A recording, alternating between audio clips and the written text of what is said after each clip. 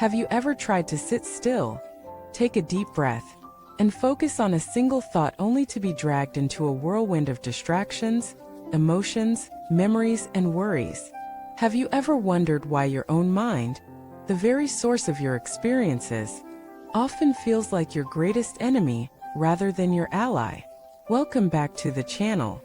I'm deeply honored to have you here today as we explore one of the most fundamental, yet rarely understood questions of the human experience. Why is it so difficult to control our mind? And how can we transition from being slaves to our mental afflictions to becoming masters of the present moment?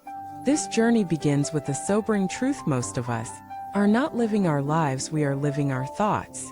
From the moment we wake up, our mind starts running.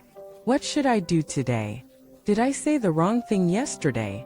What if I fail that interview? Does he still love me? Why is my body not good enough?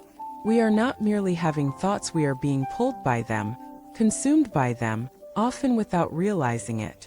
But why does this happen? Why is the mind so chaotic, so reactive, so ungovernable? The answer begins with understanding what the Buddha called kleshas, mental afflictions. These are not just passing emotions.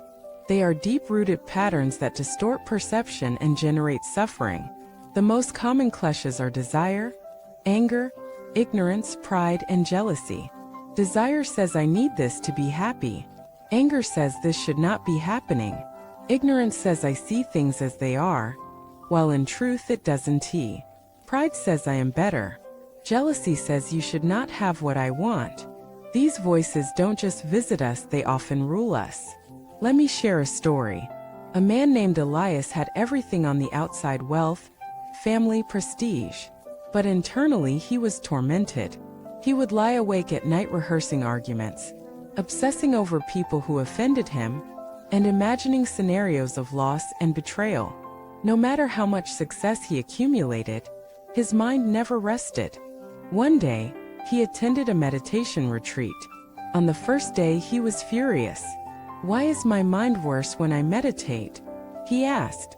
The teacher smiled gently and said, your mind is not worse. You are simply seeing it clearly for the first time. That sentence shattered his illusion. What Elias had labeled as normal was, in fact, habitual chaos. The mind hadn't gotten worse, it had always been unruly. Meditation had only turned on the light. This is where the journey of mental mastery begins, not by silencing the mind forcefully, but by seeing it honestly. Now here is something essential: you cannot control what you do not recognize. You must first become aware of the patterns before you can work with them. Like a skilled physician, you diagnose before you prescribe. This is the practice of mindfulness. Mindfulness is not just paying attention. It is paying attention without judgment. It is watching the storm without becoming the storm. When anger arises, you say, ah, anger. When jealousy arises, you note jealousy is present. You don't suppress. You don't indulge. You simply observe. Through observation, the mind begins to settle. Slowly, gently, like muddy water left untouched. But why is this so difficult? Because the mind resists losing its patterns. It has been fed for years by certain habits: reactivity, control, escapism, distraction. These patterns have become comfortable, even when they're painful. They are familiar prisons. To break them, you need consistent, courageous effort. One of the most powerful tools for this is breath awareness. The breath is always now. It doesn't belong to the past or future. It brings you back from thought into presence. Watching the breath is not simplistic, it's revolutionary. It is the moment you reclaim the steering wheel of your consciousness. But just watching the breath is not enough. You must also understand the underlying engine of distraction: the ego. The ego is not a villain. It's a survival mechanism. But left unchecked, it creates a constant sense of me versus the world. It attaches to opinions, memories, identities, achievements, and wounds. It wants to be right. It wants to be praised. It wants to avoid blame. And it will hijack the mind to defend itself. That's why spiritual practice is not about improving the ego, it's about seeing through it. When you realize that thoughts are not personal, that they arise and pass like clouds, you no longer need to follow them. You can simply say thinking and let go. This is the beginning of freedom. But what happens when thoughts are too strong?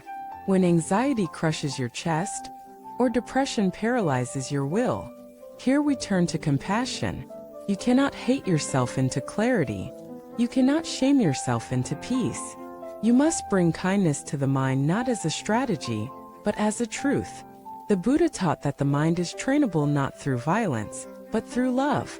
Every time you return to the present moment, every time you forgive yourself for wandering, every time you hold space for discomfort without reacting, you are healing centuries of conditioning. Let us now address a modern challenge: technology. In today's world, the mind is under constant assault: notifications, emails, videos, ads, news, scrolling. Each one pulls your attention outward. Each one fragments your awareness. You are not broken. You are overstimulated. To stabilize the mind, you must reclaim your attention. Create spaces of silence. Turn off your phone. Sit with a tree. Breathe. Listen not to music but to life. In silence, the mind begins to remember its nature: open, spacious, luminous. And from that space arises wisdom. Now let me share one final story. A woman named Naomi suffered from panic attacks. She tried medication, therapy, diets. Nothing worked. Then she met a meditation teacher who gave her one instruction: when the fear comes, welcome it. She thought it was madness, but she tried. The next time her chest tightened and her thoughts spiraled, she said, "Welcome, fear." She didn't resist. She didn't fight. She simply allowed. And in that moment, something shifted. The fear lost its grip.